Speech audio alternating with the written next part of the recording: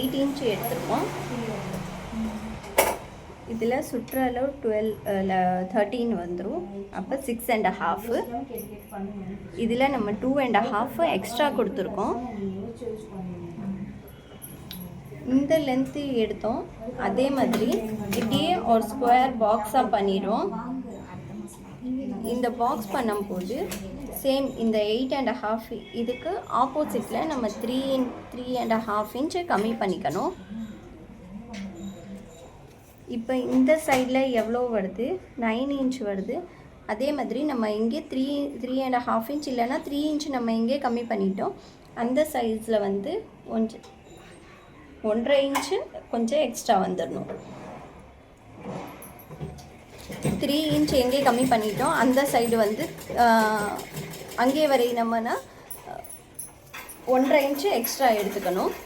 அதுக்கப்புறம் இந்த 3 இன்ச் கம்மி பண்ணிட்டோம்ல, அங்கே தான் நம்ம இப்படி ஒரு கோடு போட்டுக்கணும். அதுக்கப்புறம் இந்த 3 இன்ச்சு கம்மி பண்ணிட்டோம். இங்கேருந்து நம்ம இப்படியே கொஞ்சம் கர்வு கொடுத்துட்டே வந்துடணும். 0.2525 இன்க்ரீஸ் பண்ணிகிட்டே இருக்கணும். இப்போ இங்கே 2.5 வரை நம்மளுக்கு கரெக்டாக வந்துடும். இதே தான் ஸ்லீவ் கர்வ்.